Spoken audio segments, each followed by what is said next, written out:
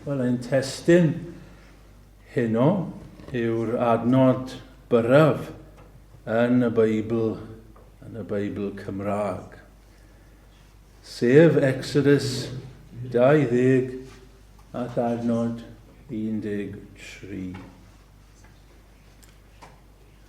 Are we okay? Okay, so Exodus 20 ac adnod 13. Rydyn ni yn ystod yr haf, yn ystod y gwyliau, yr haf, yn mynd trwy y Deg Gorchymyn. Ac heno rydyn ni wedi cyrraedd y 6 Gorchymyn. A dyma'r Gorchymyn byraf, ond nid y lleiaf o ran oblygiadau a her ymarferol i ni. I ni wedi gweld bod yna ddilyniant yn y Deg Gorchymyn. Maen nhw'n dechrau gyda'n perthynas ni a Duw. Ond wedyn maen nhw'n llydau ni un perthynas a'n cyd-ddynion. Ac mae'n perthynas a'n cyd-ddynion yn dechrau gyda'r teulu. A buon ni'n edrych ar hwnnw y bore yma, anrydedda dy dad a thfam. Nawr i ni'n dod at sut i ni'n ymagweddu at bawb arall yn y byd. Na ladd. Nawr mae eisiau dweud ar y dechrau fel hyn, rhywbeth mae rhan fwyaf ohonoch chi efallai yn gwybod ynglyn â'r gair lladd yma yn y gwreiddiol. Mae e'n golygu llofruddio. Mae e'n golygu lladd anghyfreithlon, unlawful, killing. Mae'n bwysig nodi hynny ar y dechrau oherwydd nid gwahardd lladd, full stop fel petai, ma Duw. Mae yna ladd sydd yn gyfreithlon. Enghraifft, mae'n iawn lladd anifeiliaid. Mae Duw yn gorchymyn nes ymlaen i'r Iddewon i aberthu anifeiliaid. Felly mae'n amlwg bod lladd, ŵyn, teirw ac yn y blaen yn iawn. Mae Duw yn dweud ar ôl Noa bod yn iawn i ladd anifeiliaid mwyn bita. Wrth gwrs byddai'r Beibl yn erbyn unrhyw fath o ladd creulon i anifeiliaid. Mae'r Duw yn greawdwr ac mae'n edrych ar ôl i greaduriaid. Felly fe fyddwn ni'n anghytuno unrhyw fath o greulondeb i anifeiliaid. Mae Duw wedyn yn gorchymyn lladd fel cosb. I cyfeirio at hynny y bore yma. Wy ddim moyn mynd ar ôl hynny ormod nawr, ond mae yna yn yr Hen Testament, os oedd y bobl yn troseddu mewn rhai pethau roedd nhw'n cael eu lladd. Nid dyna'r gair. Nid dyma'r gair sydd yn cael ei defnyddio chwaith am ryfel, nid condemnio ryfel. Mae Duw fan hyn. Mae'r gair yn bendant, mae'r gair yn benodol yn cyfeirio at lofryddio, murder. Lladd anghyfreithlon, bwriadol. Nawr, fel pob un o'r gorchmynion, mae yna wirionedd neu gwirioneddau y tu ôl i'r gorchymyn. Wrthyn ni hynny bore yma, fe welwn ni eto wrth i ni fynd ymlaen. Pam mae Duw yn gwahardd lladd? Pam mae mor ddrwg i lofryddio? Wel, yr ateb yw oherwydd sancteiddrwydd bywyd. Mae gan bob dyn, hynny yw pob bod dynol, dyn a menyw plentyn, rhywbeth neilltuo. Mae gan bob person sydd yn byw ar y ddaear enaid byw. Ffordd arall o ddweud hynny yw mae'r Beibl yn dweud ein bod ni gyd wedi ein creu ar lun a delw Duw. Mae dyn yn wahanol i'r anifeiliaid. Chi'n cofio'r salmydd yn dweud, canis gwneithos stef ychydig is na'r angylion. Mae yna werth gan bob person yn y byd. Mae yna werth gan bob babi bach. Hyd yn oed y babi sydd yn y groth, mae yna werth i'r babi. Mae wedi creu ar lun a delw Duw. Mae yna werth i'r hen berson sydd mewn ysbyty, mewn gwely.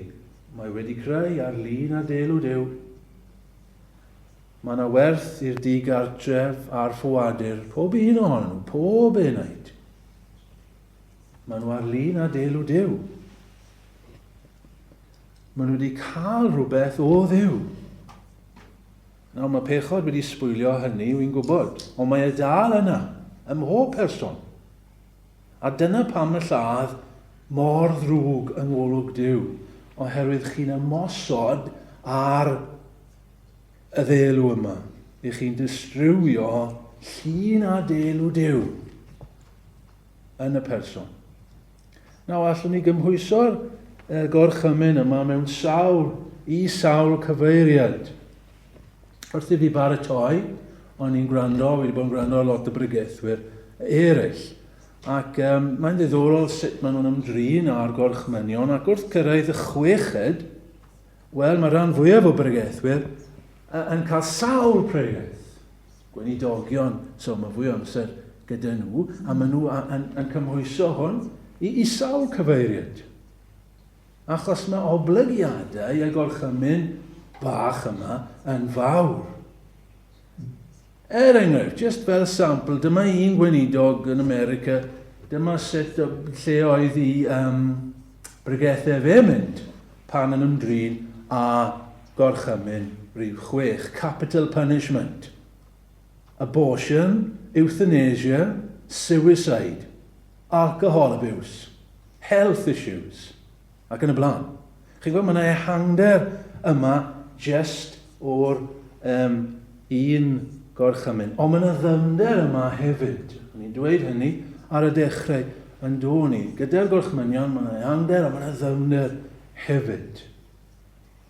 Ac gan bod amser yn bryn, gyda ni yn credu bod yn bwysicach yn bod ni'n mynd i'r dymder yn hytrach na'r ehangder. Mae'n bwysig bod ni'n mynd lawr, achos does dim amser gyda ni i fynd ar draws fel petai. Ac am hynny, am weddill yr amser sydd gyda ni heno, wi am droi gyda chi at ddysgeidiaeth yr arglwydd Iesu Grist ar y mater hwn.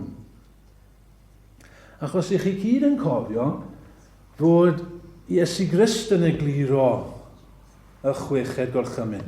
Wel, os mae e'n egluro, mae'n bwysig bod ni'n edrych ar beth mae e'n dweud yn dweud. Ac ni'n ffeindio hynny yn y darlleniad yn y 5 bennod o'r Efengil yn ôl Matthew. Mae e'n dod mewn i beth i ni'n galw y bregeth ar y mynydd. Nawr mae werth aros gyda hynny am funud cyn bod ni'n mynd ymhellach, oherwydd i ni'n galw y bregeth ar y mynydd oherwydd roedd Iesu Grist ar fynydd. Roedd e'n pregethu yn llythrennol ar fynydd. Nawr, mae hwnna'n ddiddorol yn dweud, oherwydd, cofiwch y Deg Gorchymyn, ble oedd Moses aeth i'r mynydd. A mae Iesu Grist yn mynd i'r mynydd. A mae'n fwriadol, oherwydd mae Iesu Grist fel petai yn cymryd rôl Moses. Fe yw'r ail Moses, fe yw'r Moses mawr, fe yw'r Moses pwysig. A mae e'n egluro y ddeddf. Dyna sut mae'n dechrau. Wel, mae'n dechrau gyda'r gwynfydau. yn dweud, gwyn ei byd y tlodion ac yn y blaen. Ond wedyn mae'n dod yn sydyn iawn i'r ddeddf. Beth mae hyn dysgu am y ddeddf? Y Deg Gorchymyn, oedd pobl mae'n gwybod. Ble mae'r dyn yma yn sefyll ar y gorchmynion? O, wel, mae'n dweud wrthyn nhw, yn blwmp ac yn blaen, yn dweud, ar y dechrau, dwi ddim wedi dod i ddiddymu'r ddeddf. Ond i'w cyflawni. A'i chadarnhau 5:17. Peidiwch a thybio i mi ddod i ddileu'r gyfraith. Na'r proffwydi. Mae dal bobl yn dweud hynny. Fe glywch chi bobl o hyd yn dweud hynny, bod Iesu Grist yn gwneud i ffwrdd ar Hen Testament, ar ddeddf. Bod Iesu Grist yn anghytuno fel petai a Moses. Wel, dyw e ddim. Ni ddeithim i ddileu, ond i gyflawni. Beth mae Iesu Grist yn gwneud ar y bregaeth ar y mynydd yw cywiro cam ddehongli y Pharisëau a'r ysgrifenyddion a'r traddodiadau yma oedd wedi codi. Mae yna wastad traddodiadau sydd yn codi yn dos e, a roedd rai o'r traddodiadau hyn wedi cymylu pethau i'r bobl druan. A mae Iesu Grist yn esbonio'r gyfraith, esbonio'r gorchymyn, yn gywir i'r bobl. Ac mae'n dechrau gyda gorchymyn rhyw 6. Clywsoch fel y dywedwyd 21 wrth yr aigint na ladd. Ac yn y blaen. Nawr, fy mynd i arall beth mae Iesu Grist yn dweud wrth y bobl. Mae'n dweud rhywbeth fel hyn. Nawr bobl, i chi wedi clywed y 6 gorchymyn. Chi'n gwybod y 6 gorchymyn. Y 6 gorchymyn yw peidiwch a llofryddio. Ac i chi wedi cael clywed, os ydych chi'n cael eich dal, rydych chi'n euog a byddwch chi'n cael eich barnu. A mae hynny'n gywir. Ond wy'n dweud wrthych chi bobl, meddai Iesu Grist, mae'n ddyfnach na hynny. Mae'n fwy na hynny. Wy'n dweud wrthych chi, os ych chi'n digio gyda rhywun, if you are angry, os ych chi'n digio gyda rhywun, a dim achos gyda chi, chi'n mynd i gael eich barnu. Ac os ych chi'n edrych lawr ar rhywun, neu yn bychanu rhywun, ar eich geiriau neu mewn mynin, chi'n euog o dorri'r gorchymyn. Ac os ych chi'n galw rhywun yn ffŵl, chi'n euog o effer. A wedyn mae'n rhoi 2 achos. Rhyw fath o eglurebau. Dim cweith yn damhegion, ond 2 stori mwyn esbonio pa mor ddifrifol yw y mater yma. Nawr, mae'n edrych yn fanylach ar ddysgeiriaeth yr arglwydd Iesu Grist nawr. Am weddill yr amser a gofyn 3 cwestiwn.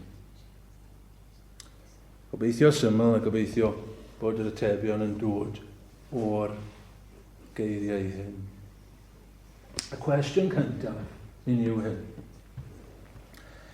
Sut allwn ni fod yn euog o dorri'r gorchymyn? Sut allwn ni fod yn euog o dorri'r 6 gorchymyn paid llofruddio? Achos i ni'n gweld yn syth yn dyn does dim rhaid i ni wneud y weithred llythrenol mwyn bod yn euog. Fe allwch chi fod yn euog o dorri'r gorchymyn heb lofruddio rhywun yn llythrenol. Os ych chi'n ddig ar rhywun, neu Iesu Grist,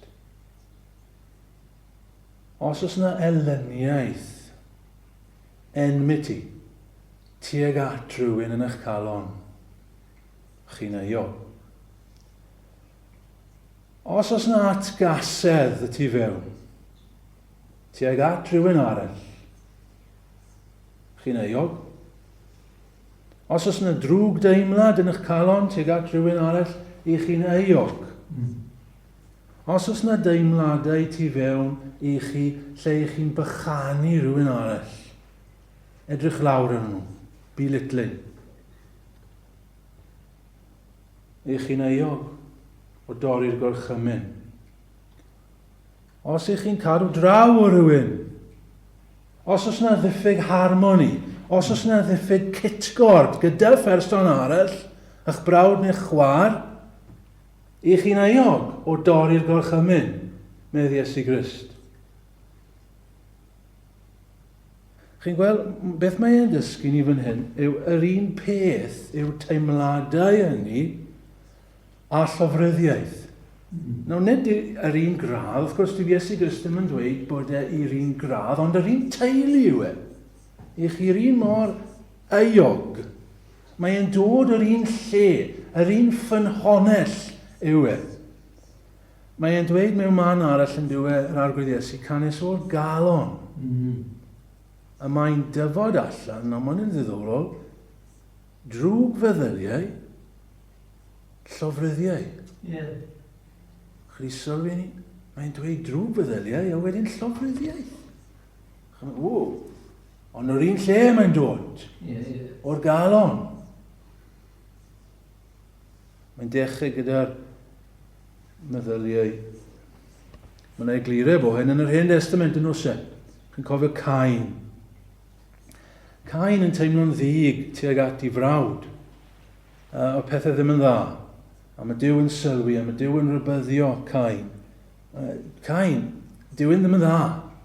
Dy feddyliau di tuag at dy frawd i. Gwna rhywbeth am y peth. Cyn bod pethau'n gweithygu. A Cain pallu gwrando. A beth oedd y canlyniad? Llofryddiaeth. Mae'n dechrau gyda y teimladau o atgasedd at ei frawd. Gen fi genus. Ddim yn hapus dau frawd. Dig dau frawd. Ond mae'n arwain at llofryddiaeth.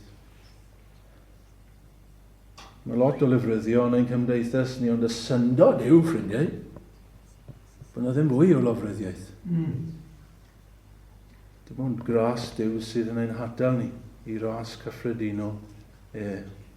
Sut mae hyn yn amlygu i hun? Sut mae'r teimladau yma, a'r atgasedd y dicter, yn amlygu i hun? Wel, yn ôl Iesu Grist, yn ein geiriau ni. Yn ein siarad ni. Yn dyfyr. Mae'r Beibl yn rybyddio ond yw hyd ac o hyd am y tafod. Ni'n goffa bod yn ofalus gyda'r tafod. Un funud ni'n gallu bod yn gweddio yn hyfryd ac yn bendithio Dyw. Ond y funud nesaf i ni'n melltithio'n brawd. Mor ofalus. Sut i ni'n ymagweddi tuag at pobl eraill? Gai droi around. Beth yw'r wedd gadarnhaol? Beth mae Iesu Grist yn dysgu fan hyn yw sut i ni fod gyda phobl eraill? Wel, i ni fod i feithrin perthynas iawn a chywir gyda phawb. Gyda phob un. Ond brodyr a'n chwiorydd. Yn ail cwestiwn. Beth yw canlyniad torri'r gorchymyn yn ôl Iesu Grist? Nawr dyma yr esiamplau hyn, 23-24. Felly, os wyt ti yn cyflwyno dy offrwm wrth yr allor, ac yno'n cofio bod rhywbeth gan dy frawd rhywbeth yn derbyn, gad offrwm yno, o flaen yr allor, a dos ymaith, mynd gymod yn gyntaf at frawd ac yna tyrd a chyflwyno dy offrwm. Mae canlyniad, medde Iesu Grist, i deimlo fel hyn tuag at pobl eraill. Os oes na deimlad, hyd yn oed jyst tipyn bach o anghydfod, tipyn bach o diffyg heddwch, tipyn bach o ddicter, tipyn bach o pethau ddim yn iawn rhwng o ti a dy frawd, mae yna ganlyniad i hynny, medde Iesu Grist. A mae'n ddifrifol, achos mae'n effeithio'n perthynas â Dyw. Dyna mae'n dweud. Chi wedi meddwl am hynny, erioed ffrindiau, fod eich agwedd tuag at person arall yn y gynulleidfa yn mynd i effeithio ein hyddoliad ni. Dyna mae Iesu Grist yn dweud. Mae yna ddyn fan hyn yn y stori, a mae'n mynd i addoli, mae'n mynd a'i offrwm, i offro mi, a wedyn mae'n dod i'w feddwl, mae gen i, dyw pethau ddim yn iawn rhwng dy fi a so, a mae dde Iesu Grist wrtho fe, gad y offrwm, a cer i gymodi gyda dy frawd. Cer i'n siŵr bod popeth yn iawn gyda dy frawd gynta. Nawr, dyw Iesu Grist ddim yn dysgu fan hyn, na dyw addoliad yn bwysig, wrth gwrs dyw e ddim. Dyw e ddim yn dweud bod addoliad hyd yn oed yn ail radd un perthynas a'n cyddyn. Na, ond beth mae e'n dysgu yn glir yw bod yn perthynas a'n cyddyn yn effeithio'n perthynas â Duw. Allwn ni ddim ysgaru ein moeseg oddi wrth ein haddoliad. Dyna mae Iesu Grist yn dysgu fan hyn.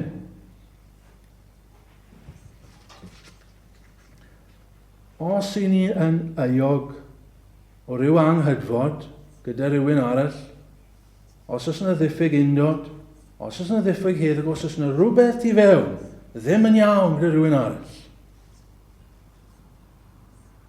mae'n mynd i effeithio'n hyddoliad. Mae'n ddifrifol, ynddo fe? Mae Pedr yn dweud yr un peth, pan mae e'n ysgrifennu i epistol 1 Peter 3:7. Mae'n siarad am wir a bragedd fan hyn. A mae'n dweud fan hyn y gwir yr un ffyned, hyd gyfaneddwch a hwynt yn ôl gwybodaeth a'ch gwraig, gan roddi parch i'r wraig megis i'r llester gwanaf, fel rhai sydd gyd etifeddion gras y bywyd, naw hyn. Rhag rwystro eich gweddiau. Waw! A Pedr yn dweud, gwir, fan hyn, os nag ych chi'n biefio'n iawn gyda'ch gwragedd, bydd e'n rwystro eich gweddiau chi. Bydd eich gweddiau fel petai ddim yn cyrraedd Duw. Achos eich perthynas gyda'ch gwraig. A'r un peth fan hyn. Yr un yw'r egwyddor, medd Iesu Grist fan hyn. Fe all addoliad fod yn ddiwerth. Fe allwn ni fod fan hyn, a mae'n edrych fel bod popeth yn iawn, ond oherwydd ein perthynas gyda rhywun arall, mae'n hyddoliad ni ddiwerth. Dyw'r gweddi, dyw'r addoliad ddim wedi cyrraedd yn uwch na to. Eto, nôl at Cain, dyna mae Duw yn dweud wrtho fe. Fe. Oedd Cain ddim yn cael derbyniad. Oedd Cain yn mynd ac oedd e'n mynd yn fwy dig achos oedd Duw ddim yn edrych yno. Oedd Duw yn dweud wrtho fe, sort fy mas Cain. Os wneud i'r peth iawn, fe geid i o'r uchafiaeth. Paid i pwdi fan hyn, na'r peth iawn, sort fy mas. Sort yn iawn gyda dy frawd i Cain. Ffrindiau, mae hwn yn codi'r gorchymyn yn dweud. Bobl bach. Mae hwn yn codi'r gorchymyn. Mae hwn yn gwneud yn ddifrifol yn diwedd. Faint o hyn sydd yn ein heglwysi ni? Faint o eglwysi sydd? A does dim addoliad gwir yn mynd mlaen oherwydd mae'r bobl yna. Mae yna un neu ddoi falle yna. A dyw'r perthynas ddim yn iawn rhwngddyn nhw. Beth amdano i? Beth amdano ti? Heno. Os yna rhywun yma, a mae'n berthnasol, dyw ddim yn derbyn ein hyddoliad oherwydd agwedd. Os yna achan yma, yn cofio achan i chi, fe oedd y dyn, oedd Duw wedi dweud wrth yr Israeliad cymryd mewn, pidwch â cyffwrdd ar ysbail, a achan, yr un dyn, yn cymryd, yn trio cuddio, sboilo ei bawb. Fe gwbo nhw yn y frwydr. Achos yr un, mae rhaid i ni fod mor ofalus. Yn drydydd fel cwestiwn. Beth yn ni'n neud os yn ni'n torri'r gorchymyn?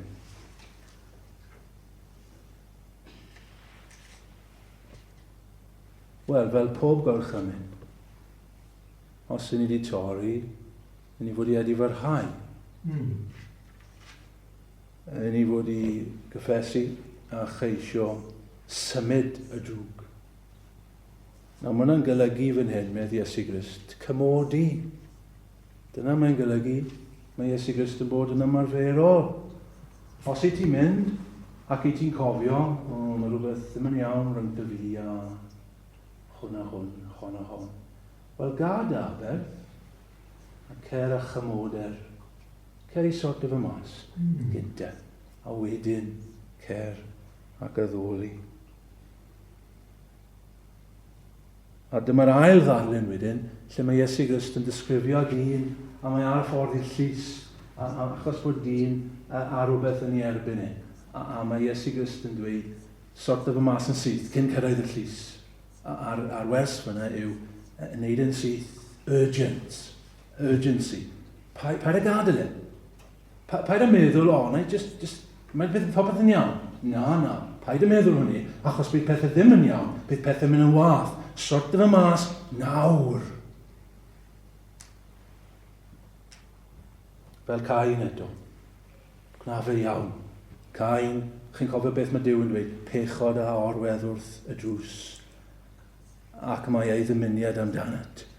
Cain, os ti ddim yn gwneud rhywbeth am hwnna, bydd e jyst yn gweithygu. Sort fy mas nawr. Cain ddim yn gwrando wrth gwrs. Ond dyna mae Iesu Grist yn dweud, chi'n gweld mae drwg yn yna ni. Mae'n gyfrwys yn yma. Dymder ein pechod ni. Just teimlad at rhywun arall. Ac i ni mor styfnig yn dydyn ni. I ni mor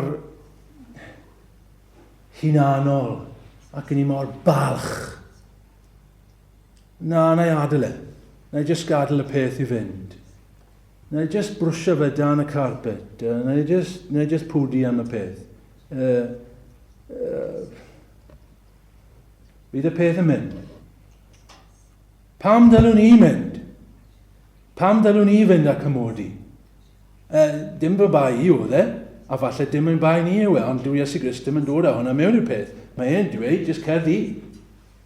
Falle mae'r bai yn gorwedd yn dy frawd. Ond mae yna broblem yma, mae yna ddiffyg heddwch yma. Cer di a sort fy mas. Na i jyst anghofio fe. Na i jyst brwsio fe dan y carpet. Yn ni mor styfnig, ydyn ni, a mor balch. A dyn ni ddim yn hoffi cyffesu. A dyn ni ddim yn hoffi dweud wrth rhywun flin. Na, le ni gael trafferth i fe.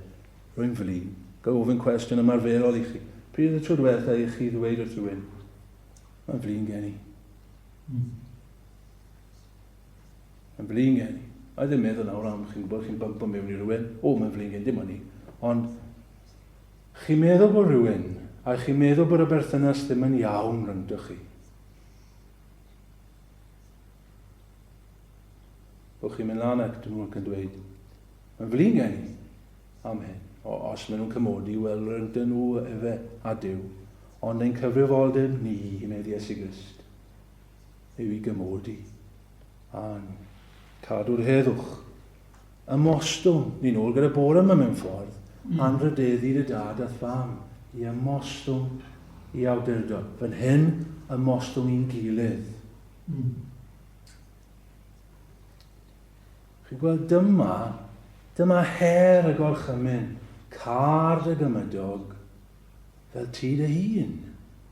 Chi'n gweld ni'n gallu dweud hynny mor ysgafn yn dyn ni. Mae'n mor anodd i ni i gadw. I feddwl am person arall, fel i ni'n meddwl amdano ni ein hun. Dyn ni ddim yn dod yn agos ydyn ni, ffrindiau. Mae'n gobeithio i chi'n gweld hynny. Mae'n gobeithio i chi'n cytuno â fi. Ydy hwnna'n dod drost? Ydy pawb yn cytuno â fi? Bod dyn ni ddim yn dod yn agos at hyn. Dyn ni ddim yn gwneud hyn. Yn ni'n rhy styfnig, yn ni'n rhy bwdwr, yn ni'n rhy bechadurus. Gobeithio chi'n gweld, fel fi'n dweud, ni dim ond hanner ffordd. Ac i ni methu, o sil i sil, ydyn ni'n methu. Dyn ni'n methu. A mae yna fwy i ddod. Mae Gorchymyn 7 i ddod am byrdeb rhywiol. A mae yna fwy i ddod ynglyn â dweud y gwir wrth bawb trwy'r amser. Ac yn ei methu. O hyd ac o hyd. Y syndod yw, ffrindiau, fod Duw ddim yn ein lladd ni. Dyn ni ddim bod i lladd pobl eraill, y syndod yw bod e'n cadw ni yn fyw. Fe wedys i ar y dechrau, mae pwrpas y gorchymynion yma yw dangos ein pechod i ni. Gobeithio, ffrindiau. Mae wedi i fi, wrth baratoi, gobeithio i Dduw bod hynny'n dod trwyddo wrth i fi bregethu i chi. Bod rhywfaint o'ch pechod chi, a bod yna rhywfaint o eogrwydd, a rhywfaint o gywilydd, os dwi ddim wedi methu, a mae'n ddrwg gen i am hynny. Ond gobeithio bod rhywfaint yn dod trwy, achos mae yn i fi, a dyna'r pwrpas y gorchmynion. Ond fe wedson ni ar y dechrau hefyd hyn yn dofe. Mae pwrpas y gorchmynion yw ein danfon ni at Iesu Grist.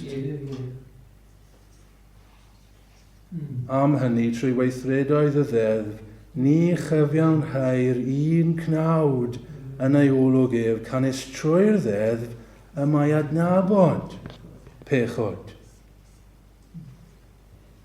Ein gobaith ni cyn bod ni'n dod i ben, achos doedd ddim moyn cwpla bregaeth gyda just hyn, achos fel fi'n dweud, mae'n digaloni ni, achos ni'n gwybod bod ni'n wedi methu. Dwi ddim wedi ymagweddu fel hyn tuag at fy nghydfyn. Dwi ddim wedi dod yn agos. Hyd yn oed y rai fi'n caru mwyaf. Dwi ddim. Dwi ddim wedi cadw hyn. A di chi ddim chwaith. Diolch am efengyl sydd yn cyhoeddi felly i ni. Bod Iesu Grist wedi marw ar y groes yn lle pwy? Yn lle llofryddion. Yn diwn yn hyfryd. Bod Iesu Grist wedi marw yn lle llofryddion. Ac yn lle rai sydd wedi lladrata. Ac yn lle godi nebwyr. Fi e farw yn lle godi nebwyr. Fi e farw ar y groes dros pobl fe Moses. Oedd Moses yn llofrydd. Chi'n cofio? Roedd Dafydd yn llofrydd. Roedd Paul yn llofrydd. Oedd Paul yn euog o'r lladd y Cristnogion cynnar yna. Ond mae Paul yn efoedd fel Dafydd, fel Moses, fel Manasseh. Manasseh. Oedd e'n lofrydd hefyd yn yr Hen Testament. Ond mae Manasseh yn y nefoedd. Pam? Wel, chi'n gwybod. Oherwydd iddo fe gael ei olchi, medd yr emyn, yn y ffynon ddaeth o galon Iesu ar galfaria bryn. Dyna'n gobaith ni efe. Ni wedi torri'r gorchymyn yma. Ond mae Iesu Grist, diolch iddo, yn gallu'n golchi ni. Mae'n gallu golchi Manasseh, mae'n gallu golchi Paul, mae'n gallu golchi ni hefyd. Pwy a wyr? Na olchi'r fynnau. Pwy a wyr? Na byddaf wyn. Ni'n gallu bod yn wyn, ffrindiau. Ni'n gallu bod yn la. Oherwydd Iesu Grist. Wel, Duw arwyddo ras i ni gyd i roi'n ffydd yn Iesu Grist. Fe yw'r unig i, allai'n achub ni. Amen.